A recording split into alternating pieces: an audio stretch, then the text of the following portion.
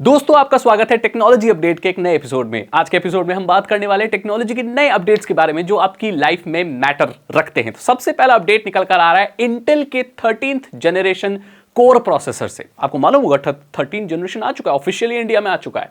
इसमें क्या मिलता है आपको, जो सिंगल थ्रेड परफॉर्मेंस है वो 15% ज्यादा देखने को मिलती है एंड मल्टी थ्रेडेड परफॉर्मेंस आपको 41% ज्यादा देखने को मिलती है। ये प्रोसेसर आपके DDR4 रैम और DDR5 रैम दोनों को ही सपोर्ट करते हैं। सो दैट मीन बहुत फ्लेक्सिबल आप अपना कंप्यूटर बिल्ड कर सकते हैं। अगर आपके पास पुराना रैम भी रखा हुआ है वो भी आप इसमें लगा सकते हैं। PCI Gen 5 का सपोर्ट, इसमें PCI 5 जनरेशन का सपोर्ट मिलता है। मतलब जितने भी लेटेस्ट ग्राफिक कार्ड वगैरह वो सारे आप मदरबोर्ड में लगा सकते हैं। मदरबोर्ड भी इसमें बहुत फ्लेक्सिबल आप इस्तेमाल कर सकते हैं। मार्केट में क्या है, इंटेल के मदरबोर्ड की काफी शॉर्टेज रहती है, ज्यादातर आपको दूसरे वाले ही देखने को मिलते हैं, लेकिन ऐसा नहीं होने वाला है। मार्केट में प्रॉपर आपको मदरबोर्ड वगैरह भी मिलने वाले हैं अब। और गेमिंग के हिसाब से देखा जाए तो ये बहुत ही कमाल का है। मतलब पुराने जनरेशन से देखो, मैंने 12th जनरेशन लिया था और अब वो पुराना हो गया। हालांकि मेरे लिए तो बहुत अच्छा काम कर रहा है, लेकिन आप नया जो पीसी आप बिल्ड कर रहे हो तो आप नया ही लोगे, लेटेस्ट ही लोगे, अच्छे परफॉर्मेंस वाला ही लोगे, तो उसमें अच्छा ग्राफिक्स कार्ड जरूर लगाना, तभी आपको ये बहुत बढ़िया परफॉर्मेंस देगा अगर आप गेमिंग करना चाहते हैं तो। ये पहली खबर है। इसकी जो क्लॉक स्पीड होने वाली है वो 5.8 गीगाहर्ट्ज होने वाली है और 600 सीरीज के जो पुराने मदरबोर्ड हैं उनको भी ये सपोर्ट करेगा। सो दैट मींस बहुत अच्छी चीज है। अगला अपडेट निकल कर आ रहा है चाइना से और एप्पल से। आपको पता है एप्पल ने बिल्कुल चिप्स को इस्तेमाल करना बंद कर दिया है जो कि चाइना से आ रही है। आपको पता होगा कि जियोपॉलिटिकल इश्यूज चल रहे हैं चाइना और अमेरिका के बीच में।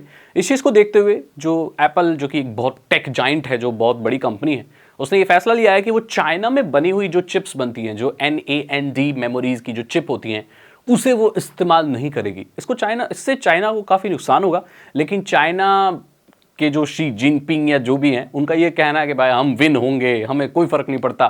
तो ये खींचातानी काफी चल रही है। और अगली अपडेट फिर से आ रही है चाइना से कि चाइना में लॉकडाउन लग चुका है। चाइना में जो एरिया एप्पल के लिए जो भी मैन्युफैक्चरिंग करता है, जिस जगह पर ज़्यादा फैक्ट्रीज वगैरह हैं चाइना में, जो आईफोन के पार्ट्स वगैरह ये जो चीज़ें बनाती हैं, वहाँ पर कोरोना वायरस का आउटब्रेक फिर से हो गया है और उस पूरी जगह को लॉक कर दिया गया है, जिसकी वजह से वहाँ पर मैन्युफैक्चरिंग प्रॉपर नहीं हो पा रही है, डिस्ट्रीब्यूशन नहीं हो पा रहा, ट्रांसपोर्ट सर्विसेज काम नहीं कर रही, ओनली एसेंशियल सर्विसेज काम कर रही हैं। सो इसमें भी नए आईफोन प्रोवाइड करने में काफ़ी दिक्कत हो रही थी उनको, और चाइना को भी काफ़ी दिक्कत का सामना करना पड़ रहा है। और इससे इंडिया के पास बहुत अच्छी अपॉर्चुनिटी आ रही है। तो ये है भाई, वहाँ लॉक है अभी भी, बस हमसे तो दूर रहे हैं लोग, तो बस वही है।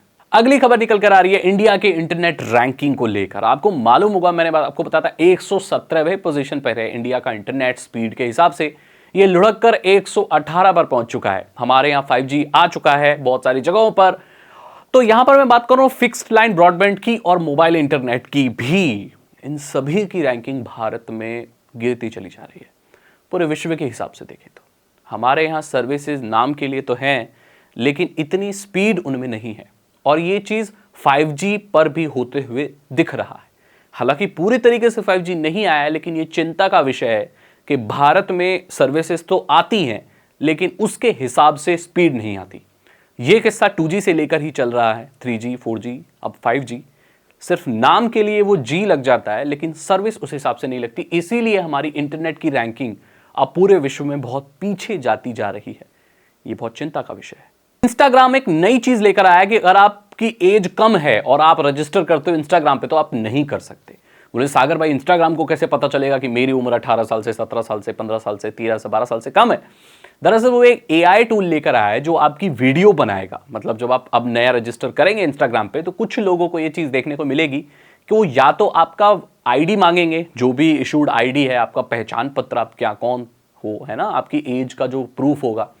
अगर आप वो नहीं देना चाहते तो आपको अपनी एक वीडियो बनानी पड़ेगी, उसमें सेल्फी वीडियो।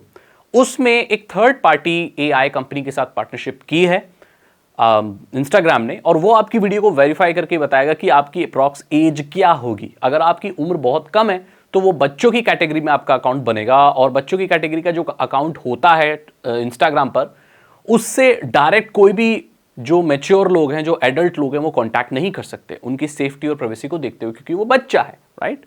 तो वो उसके सेफ्टी का ध्यान रखते हुए तो आपको बच्चे की कैटेगरी में डाल देंगे। अगर आपका वेरीफाई हो जाता है कि आपकी एज है जो आप बोल रहे हो, लगता है, तो फिर वो आपको एडल्ट अकाउंट बनाने देंगे। देखो इस तरह की चीज़ें काम कर रही हैं, हमारा फेस ले रहे हैं, ये एज पहचान कर रहे हैं भाई। तो ये अपडेट इंस्टाग्राम की तरफ से आया, ये इसीलिए ताकि बच्चे बड़े बन के ना आए और छोटे बच्चे बड़े जैसे काम ना करें। देखो भाई, रील्स बनाना कोई बुरी बात नहीं है, लेकिन जब कोई 11 साल की बच्ची या कोई 11 साल का बच्चा इस तरीके से रील्स में बिहेव करने लगे जैसे वो एक 30-35 साल का वयस्क आदमी है, तो ये एक चिंता का विषय हमारे समाज में हो सकता है। एक बच्चे के सामने ऐसी चीजें नहीं आनी चाहिए जो वयस्क लोग करते हैं, एडल्ट बोल्ड कंटेंट, इस तरह की चीजें बच्चों को थोड़ा दूर रखना चाहिए।